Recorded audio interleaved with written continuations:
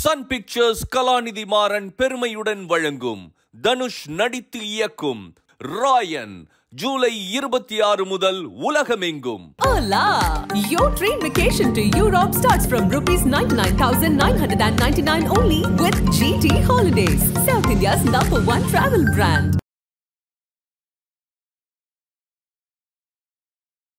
Memories இருக்கா தம்பியோட ஏதாவது ஒரு மறக்க முடியாத மெமரிஸ்? நீங்க ரெண்டு பேரும் கல்யாணத்துக்கு முன்னாடியா இருக்கட்டும், லைஃப்ல மறக்கவே முடியாது, சந்தோஷமாவும் இருக்கலாம், லைக் ஏதாவது பிரச்சனைகளாகவும் இருக்கலாம். பிரச்சனைனா நிறைய இருக்கு, அப்படி சொல்ல முடியாத மாதிரி பிரச்சனையா இருக்கு. திடீர்னு போலீஸ் ஸ்டேஷன்ல ஹீரோவா மாறிட்டான். என்னால என் ஒய்ஃப்லாம் இப்படி விட்டுட்டு வர முடியாது, நான் தாலி கட்டி கூட்டு போறேன், நீ 2 வருஷம் கழிச்சு கல்யாணம் பண்ணிக்கோன்ட்டான். அவளுக்கு பிரச்சனைன்னு வந்த உடனே ஹீரோவா மாறிட்டான். அதனால இவனுக்கு கல்யாணம் தான் போறோம். நீங்க கல்யாண போட்டோவை பாத்தீங்கன்னாலே நான் கலர் ட்ரெஸ்ல தான் போயிருக்கேன். இவர் தான் நிறைய பேர் என்கிட்ட சொல்றது, நான்லாம் நிறைய திட்டிருக்கேன் இவனை, என்னெல்லாம் அப்படி ஆச்சு, தப்பு உணரட்டும்ல, நீ பேசாதல அப்படின்னு நானே நம்ம ஆரம்பத்தில். ஆனா என்கிட்ட சொன்ன எல்லாருமே, அதாவது குழந்தை பெற்ற எல்லாருமே, குழந்தைன்னு ஒண்ணு இருந்துச்சுன்னா அதோட இப்போ நம்ம என்னதான் செஞ்சாலும் அது வந்து இன்னொருத்தரோட ஒய்ஃபுக்கு பண்ற மாதிரி, நம்ம தங்கச்சி தான் ஆனா இன்னொருத்தரோட ஒய்ஃபுக்கு பண்ற மாதிரி தான் அது ஆகும். நம்ம தங்கச்சியா இருக்கும் பொழுது ஒண்ணுமே பண்ணலையே அப்படின்னு கில்ட்டா இருக்கும். நிறைய பேர்கிட்ட என் ஃப்ரெண்ட்ஸ்கிட்ட ஷேர் பண்றதுலாம் அதான். நான் இது மூலமா சொல்றது உங்களுக்கும் ஆடியன்ஸுக்குமே அதான் சொல்றேன், நம்ம அக்காவோ தங்கச்சியோ நம்ம கூட வாழ போற நாள் ரொம்ப கம்மியான நாள் தான். அந்த நாள்ல பீரோக்கு முன்னாடி என்னடா பீரோன்னு பாக்குறீங்களா? போட்டோஸ் தான்.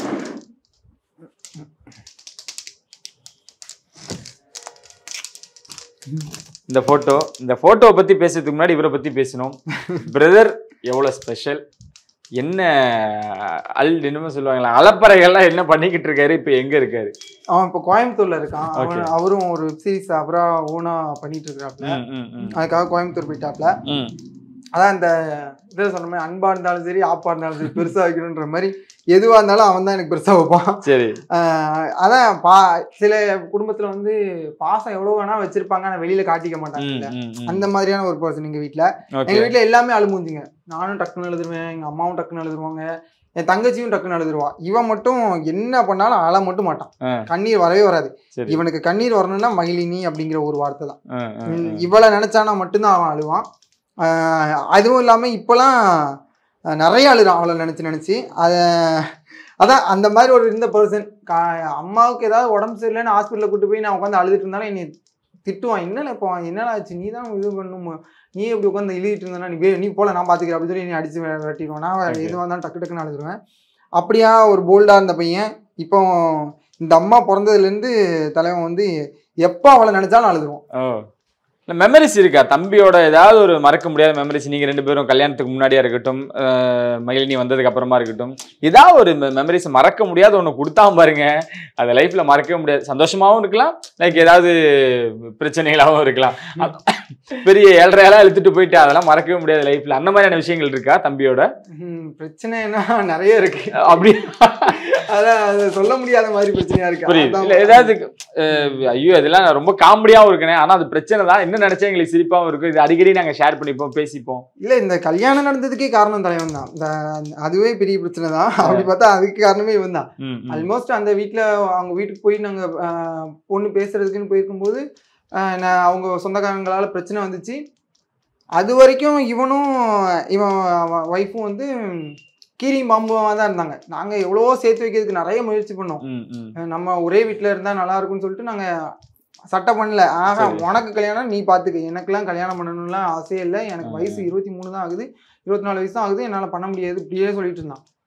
திடீர்னு அந்த பிரச்சனைன்னு வந்துச்சு. பிரச்சனை வந்தது ராஜேஷோட ஒய்ஃப் சக்தி, அவங்களுக்கு தான் பிரச்சனை வந்துச்சுன்றதுனால திடீர்னு போலீஸ் ஸ்டேஷன்ல ஹீரோவா மாறிட்டான். என்னால என் ஒய்ஃப்லாம் இப்படி விட்டுட்டு வர முடியாது, நான் தாலி கட்டி கூட்டு போறேன், நீ 2 வருஷம் கழிச்சு கல்யாணம் பண்ணிக்கோன்ட்டான். அது வரைக்கும் அந்த சேஞ்சை நாங்க பார்க்கவே இல்லை. திடீர்னு அவளுக்கு பிரச்சனைன்னு வந்த உடனே ஹீரோவா மாறிட்டான். அதனால இவனுக்கு கல்யாணம் தான் போறோம். நீங்க கல்யாண போட்டோவை பாத்தீங்கன்னாலே நான் கலர் ட்ரெஸ்ல தான் போயிருப்பேன். இவர் தான் மாப்பிள்ளை வேட்டி சட்டையில போயிருப்பாரு. அப்படி போனதுதான் திடீர்னு 4 பேருக்கும் 2 தாலி 4 மாலையா வாங்கிட்டு வாங்கன்னு சொல்லிட்டு திடீர்னு கல்யாணம் பண்ணி வச்சிருக்காங்க. ஸோ அந்த சம்பவத்துக்குமே காரணம் பிள்ளையார் சொல்லி இவர் தான். ஆனா எவ்வளவு விஷயங்கள் நம்ம ஜாலியா பேசினாலுமே கூட தம்பியோட லைஃப் வந்து லைக் உங்களை அப்படின்ற வச்சு கனெக்ட் பண்ணி பேசுவாங்கல்ல, உங்களாலதான், ஏன் நீங்களா எடுத்து சொல்ல. எனக்குமே அந்த குற்ற உணர்ச்சி இருக்கு நிறையவே. இவன் வந்து ஒரு டைம்ல எங்க யாரையுமே கண்டுக்கல. ஓகே, எனக்கு என் குடும்பம் முக்கியம், என் பொண்டாட்டி பிள்ளைங்க தான் முக்கியம் அப்படின்னு சொல்லிட்டு இருந்தா, நீ தான் இருக்கல நீ பார்த்துக்கோ அப்படின்னு சொல்லிட்டு அப்படிதான் இருந்தான் ஒரு டைமில். அப்போ கூட நாங்கள் இவ்வளோ வேதனைப்படலை. இப்போ இவன் வந்து நாங்களும் முக்கியம் அப்படின்னு இருக்கும்போது தான் ரொம்ப கஷ்டமாக இருக்கு. ஏன்னா இது மற்றவங்க சொல்லி தெரியணும்னு இல்லை, எப்படியா இருந்தாலுமே என்னோட லைஃப்பில் வந்து பிரச்சனையில், ஆனால் எல்லாருமே நினைக்கிறாங்க என்னோட லைஃப்பில் வந்து பிரச்சனையில் இவன் நுழைஞ்சதுனால தான் அவங்களுக்குள்ள பிரச்சனை நினைக்கிறாங்க. அது கிடையாது, அவங்களுக்குள்ளேயுமே பிரச்சனை தான். ஆனால் எப்படி தான் நம்ம சொன்னாலும் அவனுக்கு ஒரு குழந்தை இருக்குது. இப்போ இந்த ஃபோட்டோவுமே அவன் ஒரிஜினல் ஃபோட்டோ கிடையாது. ஓகே, இந்த குழந்தைய அவன் தூக்கி வைக்கல. இந்த இது வந்து அந்த குழந்தையோட ஃபர்ஸ்ட் பர்த்டேல எடுத்த போட்டோ. அந்த பர்த்டேல இல்லவே இல்லை. ஓகே, இது ஃபேனா ஒருத்தவங்க வந்து இந்த மாதிரி அவங்க குழந்தையோட பிறந்த நாள் அன்னைக்கு அவங்க இல்லைன்னு அவங்களா வேதனைப்பட்டு 2 பேரையும் கனெக்ட் பண்ணி போட்டோ எடுத்து இது பண்ணி கொடுத்துருக்காங்க, ஃப்ரேம் பண்ணி கொடுத்துருக்காங்க. ஸோ அது இவன் குழந்தையோட பர்த்டேல, இன்னும் சொல்லணும்னா குழந்தையோட சீமந்தத்துக்கு இல்லை, குழந்தையோட பர்த்டேக்கு இல்லை, இப்போ மொட்டை போட்டதுக்கும் இல்லை. அதனால என்னதான் இருந்தாலும் அவனுக்குன்னு குழந்தைன்னு இருக்கு. அந்த பாண்டை என்னதான் இருந்தாலும் நான் உணர முடியாது. எனக்கு குழந்தை இல்லைன்றதுனால எனக்கு அந்த என்ன இருந்தாலும் அது வராது. நிறைய பேர் என்கிட்ட சொல்றேன், நான்லாம் நிறைய திட்டிருக்கேன் இவனை, என்னெல்லாம் அப்படி ஆச்சு, தப்பு உணரட்டும்ல, நீ பேசாதல அப்படின்னு நானே நம்ம ஆரம்பத்தில். ஆனால் என்கிட்ட சொன்ன எல்லாருமே, அதாவது குழந்தை பெற்ற எல்லாருமே, உனக்கு அது புரியாது. குழந்தைன்னு ஒன்று இருந்துச்சுன்னா அதோட பாண்டே வேற. அது என்னதான் இருந்தாலும் அவன் எவ்வளோ பெரிய கல்லெஞ்சமாக இருந்தாலும் அவனால அதை தாங்கிட்டு கொஞ்சம் ஹர்ட்டாக தான் இருக்கும். ஆமாம், இல்லை கொஞ்சம் ஹர்ட்டாக இருக்குன்றதை விட அவங்க சொல்கிற நான் ஒத்துக்கிறேன், நியாயமான விஷயம். எனக்கு ஒருவேளை ஒரு குழந்தை இருந்துச்சுன்னா மேபி நானும் இவனை மாதிரி தான் இருந்திருக்கணும், என்னமோ தெரியாது. ஸோ அதனால நான் அவனை ஃப்ரீயாக விட்டுருவேன். நான் அதில் நான் முடிஞ்ச வரைக்கும் மெனக்கிட்டேன், 2 பேரையும் இது பண்ணி சேர்த்து வச்சிடணும், குழந்தைக்காகவாது இது பண்ணிடணுன்றதுக்காக எவ்வளோ முடியுமோ அவ்வளோ மெனக்கிட்டேன். ஆனால் அதுக்கெல்லாம் இவன் வந்து ஒரு ஸ்ட்ராங்கான முடிவில் இருக்கான். அதனால நம்ம அதுக்கு மீறி ஃபோர்ஸ் பண்ணி சேர்த்து வச்சாலுமே அது எவ்வளோ நாளைக்கு அப்படின்னு நமக்கு தெரியாது. அதனால பாப்பா ஐடென்டிஃபை பண்றாளா, பார்த்ததும் ஒடியாராளா, அந்த அந்த அந்த கனெக்ட் இருக்கா அந்த விஷயம்? ஆமா, அவன் போயிட்டு வந்த உடனே வீடியோஸ் எல்லாம் எங்கிட்ட காமிப்பான். பார்க்கும்போது என்ன நமக்கு அழுகதான் வரும். அதை தாண்டி அவன் கொஞ்ச நாளும் சரி, அவள் அழுதாலும் சரி, நமக்கு பர்சனலா என்ன ஆகும்னா, பிள்ளை மறந்துருச்சு அப்படின்னு சொல்லிட்டு அவள் அழுதாலுமே நமக்கு அழுகுதான் வரும்.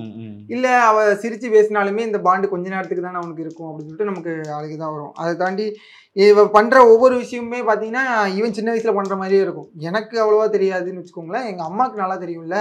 அவள் ஹேர்லேருந்து அவள் வாய் எல்லாமே அவனை அப்படியே இது பண்ணியிருக்கிறதுனால அம்மா, நீங்கள் இந்த டிவி ஓப்பன் பண்ணி பார்த்தீங்கன்னா இவங்க வீடியோ தான் மேக்ஸிமம் வரும்.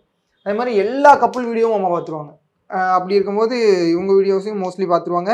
இவங்க பண்ணுற ஒவ்வொரு விஷயத்தையும் பார்த்துட்டு இன்றைக்கி ஒன்றிய மாதிரியே தான் பண்ணா, முடிய பாரு அப்படியே ஒன்றிய மாதிரி அப்படின்னு சொல்லி புலம்பிகிட்டே இருப்பாங்க. அம்மாவை பார்க்கும்போது தான் எதுவுமே இருக்கு. ஏன்னா இவனுக்கு இன்னும் காலம் இருக்குது. ஒரு வேளை இவள் 10 வயசு ஆனதுக்கப்புறம் வந்தால் கூட அவன் தூக்கி கொஞ்சம் முடியும். ஆனால் இந்த மழை பருவத்தில் அவள் பண்ணுற விஷயத்தெல்லாம் மிஸ் பண்ணுவான். ஆனால் அம்மாவுக்கு இன்னும் எத்தனை நாளைக்குன்னு தெரியாது. அவங்களுக்கு ஒரு ஹெல்த் கண்டிஷனுக்குலாம் அதனால தான் அவன் வேதனைப்படுறது. கடைசி நேரத்துலையாவது எங்கள் அம்மா கூட, ஏன்னா அவங்க நான் ஆல்ரெடி சொன்ன மாதிரி பிரசவம் பார்க்குறது தான் அவங்களுக்கு வேலையே. ஊரில் நிறைய குழந்தைங்களாம் அம்மா தான் வளர்த்துருக்காங்க. யாராவது படிக்கணும்னு வெளியில் போனாலும் சரி, இல்லைனா அப்ராட் போனால் நிறைய பேர் வந்து அம்மா தான் குழந்தைங்கள இங்கே கொண்டு வந்து விட்டு போயிடுவாங்க. குழந்தைங்கள அம்மா தான் வளர்ப்பாங்க. எக்ஸாம்பிளுக்கு ஒரு டாக்டர் குழந்தைய வந்து 6 monthsல இருந்து 4 years வரைக்கும் அம்மா தான் வளர்த்தாங்க. எங்கள் வீட்டில் பழைய சாப்பாடு சாப்பிடுவாங்க குழந்தை. ஆனால் அது அத்தைன்னு அவ்வளோ பாசமாக இருப்பான். இப்போவுமே அவன் 11th or 12th படிக்கிறான் அந்த பையன், அந்த குழந்தை. ஆனால் அவன் வந்து இப்போவுமே அத்தைன்னு அவ்வளோ பாசமாக இருப்பான். ஸோ அந்த மாதிரி எல்லா குழந்தையும் வளர்த்ததுனால தான் சொந்த பேத்தியை வளர்க்க முடியலையே அப்படின்னு சொல்லிட்டு அவங்களுக்கும் ஒரு ஆதங்கம். இல்லை மேடம் எவ்வளோ ஸ்பெஷல் இருந்து உங்கள் கண்ணில் எனக்கு தெரியுது பேசும் பொழுதே. நம்ம அதிகம் இது பண்ணோன்னா எனக்கு எல்லாருமே கேட்குறது தான், சிஸ்டர்ன்றீங்களே, அவங்கள ஏன் எங்கேயுமே காட்டலை, ஏன் அவ்வளோ சஸ்பென்ஸ், அந்த ஒரு பாண்டிங் எங்கேயுமே நான் அதிகமாகவும் கேட்டதும் இல்லை. எப்படி மேடம் வந்து ரொம்ப புத்தி ஒரு, அதாவது என் தங்கச்சி அவளுக்கு கரெக்டாக 18 கம்ப்ளீட் ஆன உடனே கல்யாணம் ஆயிடுச்சு. ஓகே, நான் வந்து சின்ன வயசுலேயே வேலைக்கு போயிட்டேன். உங்கள்ட்ட ஆல்ரெடி சொன்ன மாதிரி ஒரு மீடியாவில் ஒரு சேட்டலைட் சேனல் ஒர்க் பண்ணிட்டு இருந்தேன். அது வந்து எனக்கு காலேஜ் முடிக்கிறதுக்குள்ளேயே அந்த வேலை கிடச்சிருச்சு. 3rd year முடிக்கிறதுக்குள்ளேயே கேம்பஸில் இதாகி வேலைக்கு போயிட்டேன்.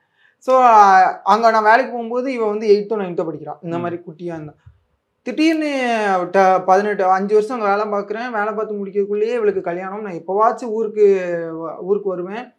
அப்படி வரும்போது கூட அவள் கேட்டது எதுவுமே நான் பண்ண மாட்டேன். இப்போ நினச்சாதான் அது ரொம்ப வருத்தமாக இருக்குது. அவள் என்ன, அவளுக்கு ரொம்பலாம் இல்லை, பழரசம்னா ரொம்ப பிடிக்கும். பழரசம்னா நம்ம ஊரில் ஃப்ரூட் மிக்சர்னா ரொம்ப பிடிக்கும். அது கேட்பா, ஆனால் வாங்கி கொடுக்க மாட்டேன். படுத்தே என்னைக்காவது நான் வரேன் என்கிட்ட அப்படின்னு சொல்லிட்டு ஏதாவது சொல்லி அவளுக்கு போய் வாங்கிக்க முடியும், அண்ணன் வாங்கி கொடுக்கணும் அப்படிங்கிறதுக்காக கேட்பா. ஆனால் அது கூட வாங்கி கொடுக்க மாட்டேன். இப்போ நம்ம என்னதான் செஞ்சாலும் அது வந்து இன்னொருத்தரோட ஒய்ஃபுக்கு பண்ணுற மாதிரி தான். நம்ம தங்கச்சி தான், ஆனா இன்னொருத்தரோட ஒய்ஃபுக்கு பண்ற மாதிரி தான் அது ஆகும். நம்ம தங்கச்சியா இருக்கும் பொழுது ஒண்ணுமே பண்ணலையே அப்படின்னு கில்ட்டா இருக்கும். நிறைய பேர்கிட்ட என் ஃப்ரெண்ட்ஸ்கிட்ட ஷேர் பண்றதுலாம் அதான். இன்னும் தங்கச்சியோ அக்காவோ கூட இருக்க போகிறது கொஞ்ச நாள் தான், அந்த நாளுக்கு கூட வச்சு பார்த்துக்க. ஏன்னா எனக்கு அது வந்து என் தங்கச்சி போகும்போது தான் நான் உணர்ந்தேன், என்னடா திடீர்னு ஒரு 10-20 வருஷமா வாழ்ந்த ஒரு குடும்பம், திடீர்னு இந்த குடும்பம் உனக்கு கிடையாது, உனக்கு புது குடும்பம், நீ அந்த குடும்பத்தை கூட தான் அடாப்ட் பொண்ணுங்க லைஃப் அப்போ என்ன மாதிரி இருக்கும் அப்படின்னு நினச்சிட்டு தான் நாங்கள் அப்படியே மாறி இருந்தோம். இல்லை அப்படிலாம் விடக்கூடாது, ஒருத்தன் இந்த வீட்டை பார்த்தா ஒருத்தன் அந்த வீட்டை பார்க்கணும், 2 பொண்ணுங்க அங்கே அப்படின்னு சொல்லிட்டு என் தங்கச்சியோட லைஃப்பை இதாக வச்சு தான். ஏன்னா அவளுக்கு அங்கே நல்லா பார்த்துக்கிறாங்க, அவங்க வீட்டில் எந்த குறையும் இல்லை. என்ன இருந்தாலும் அண்ணன் கூட நம்ம சிரிச்சு விளையாடலையே, இல்லை அப்பாவோட பாசம் நமக்கு கடைசி வரைக்கும் கிடைக்கவே இல்லையே அப்படிங்கிற ஏக்கம் இருக்க தானே செய்யும். இப்பவும் அவங்க வீட்டில் வந்து வீடியோவில் காட்ட வேணாம் அப்படின்னு சொல்லிட்டு, தங்கச்சி ஃபோட்டோவோ எதுவுமே வீடியோவில் காட்ட வேணாம்னு சொல்லிட்டு மாப்பிள்ளை வீட்டில் இருந்து சொல்லியிருக்காங்க. Okay okay. என்னதான் நம்ம தங்கச்சியாக இருந்தாலுமே அவங்க இப்போ அவள் வேற வீட்டு பொண்ணுன்றப்போ அவங்க பேச்சுக்கு மரியாதை கொடுக்கறது தானே கரெக்ட். அதனால நாங்கள் வந்து வீடியோஸில் எதுவுமே காட்டிக்கல. ஓகே, இது திருப்பாச்சி அண்ணன் தங்கச்சி மாதிரியா? அப்போ எங்க மேல பைத்தியக்கார மாதிரி பாசம். நாங்க சின்ன வயசுல இருந்தே அவளை ரொம்ப அடிச்சு வளர்த்துருக்கோம். ஓகே. இந்த ஊரை பொறுத்த வரைக்கும் அப்படி இருக்கக்கூடாது இப்படி இருக்கக்கூடாது நிறைய இருக்கு இல்லையா. ஸோ அவளை ரொம்ப அடிப்போம். நான் அடிக்கிறதுனா சும்மா பசங்களை அடிப்போம்ல அந்த மாதிரி. இப்பெல்லாம் நினைச்சேன்னா ரொம்ப ஹர்ட் ஆகுது. அந்த மாதிரி அடிச்சே வளர்த்துருக்கோம். எங்களை கண்டாலே பயப்படுவா. அந்த மாதிரி 2 பேருமே. நான் எனக்கு என்னை விட மோசமா இவன் அடிப்பான் தம்பி. அதனால எங்களை கண்டாலே பயந்துட்டே தான் இருந்தா.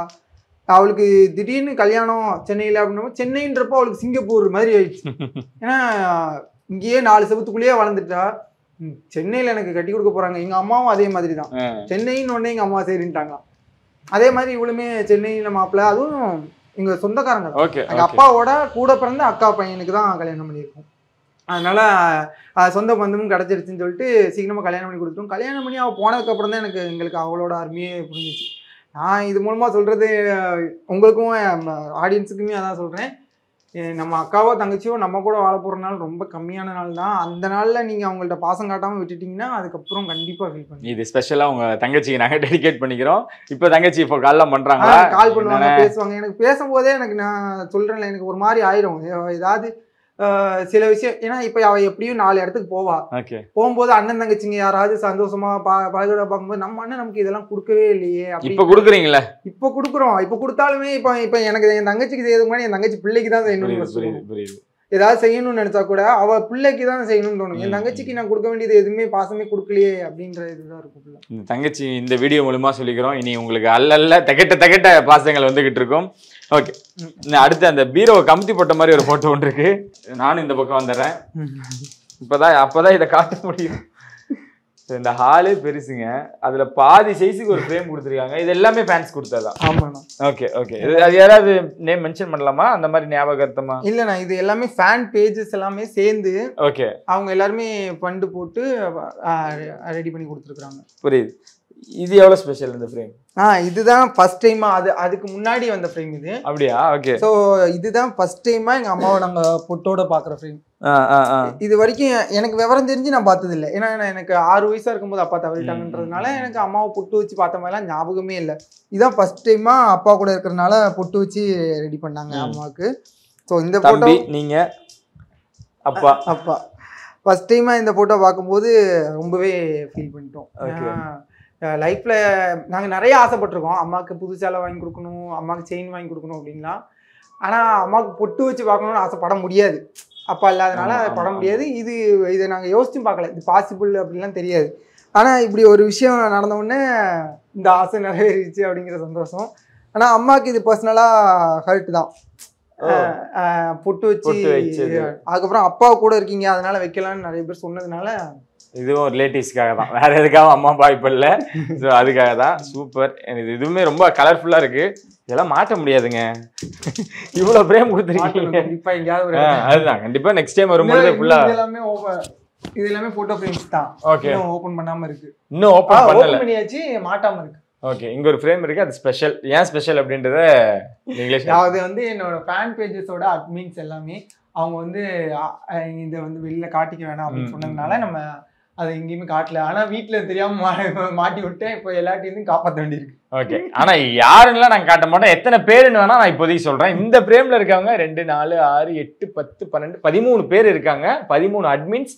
மணி போக போட்டோ கொடுக்க விருப்பப்படாதவங்க நேம். ஓகே, அவங்களாம் வந்து போட்டோ முகத்தை காட்டினவங்க 13 பேரு, காட்டாதவங்க 2 4 6 6 12 பேருங்க.